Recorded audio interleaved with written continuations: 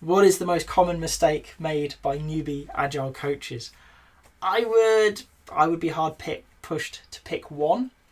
One of the most common things is making other people wrong. Okay. New Agile coaches tend to have a level of zealotry. They're enthusiastic. They are huge advocates for maybe a particular way of working, but certainly Agile as a whole. And that can take over. What they start seeing is people who aren't doing things as they would expect. And that leads them to saying, don't do that, do this. And it's well intentioned. What they can see is an opportunity to improve. They can see a way to potentially be better. Right? And they want to help the team. They're in their eagerness, they're forgetting that it's up to the team to decide that. It's up to them. Maybe they've already tried it and they know it doesn't work for them. Maybe they tried it, it did work, but it didn't work as well as the way they're working now. Okay?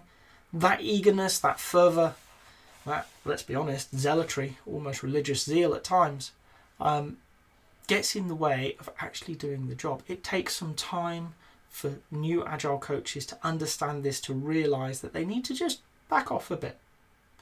They rush in where a more experienced person will have been burnt before and will know to tread lightly. So that's one of them, is you'll see them in their enthusiasm make people wrong. They'll say do this, forgetting that they may have already done it. They may have experimented, they may have a better way. Okay? What I want them to do instead is take time. Talk to the team. I can see you're doing this. I'd love to know why. Okay? Get some context, get some understanding. Have you considered that? Introduce it in a conversation as an equal with everybody else. You're not in charge. Okay? In fact, you're the farthest thing from in charge. So what I want you to do, if you are one of those new people suffering from a little bit too much enthusiasm at times, is just remember, talk to the team. Discuss your ideas with them. Not in a, I think you should do this manner, but in an offering manner. There's this thing, have you considered it before?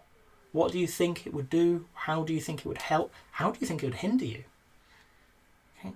What that will do is it will draw the team in and actually have a conversation across the board. You may discover things, they may discover things. Maybe your idea is brilliant and it's exactly what they've been looking for. Maybe they've done it before and your idea is dead in the water before you even start.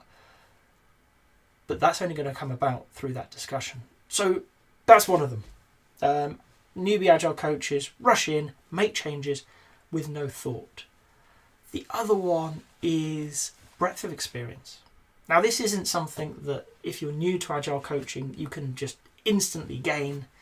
But what you have to remember is there is no one way to do any of this stuff. There are many, many good ways.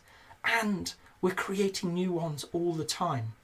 Just because you've come on a Scrum Master course, just because you've been on a Kanban course, doesn't make that the way.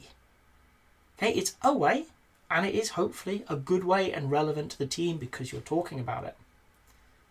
Okay, I, in my more years than I care to think about of working in this field, have never seen Scrum done by the book on day 1 or day 100.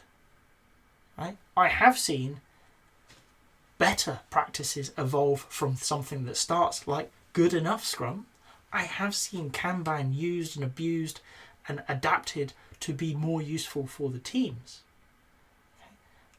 And what I want you to do is remember there's a lot of things out there. You've been out, you've learnt about a new tool set, and that's great. That is another tool to go in the box, but it's only one. If you've got a hammer and everything's looking a bit nail-like, what you need to do is remember a screw looks a bit like a nail, doesn't mean you hit it with a hammer. Okay? Take time, learn. So bring this new ideas to your teams. Talk to them, introduce them to the concept, see what they think. You'll notice that very often my answers in Agile coaching come back to talk to the team. That is because your role is as a guide. It is not as a manager. You are there to introduce new ideas and see if they take fruit. maybe not today, maybe in a few months' time, that tool's going to come back out in conversation. And actually, John had a good idea. That's never been said. But there was a good idea, and we should use that. Okay, that's winning. Because in those 3 months, you will have learnt more. You will have gone out and you will have researched, and you'll have read articles. New things will have been created. Maybe you're responsible for those new things. Brilliant. They all come into the mix. And over time, you will build that breadth of experience, that toolbox out, and it will be much easier. You will have more things available to you. So don't fall into the trap of thinking, I've got a new tool, I have to use it straight away.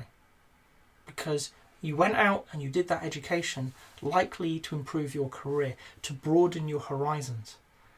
It's not always immediately and directly applicable.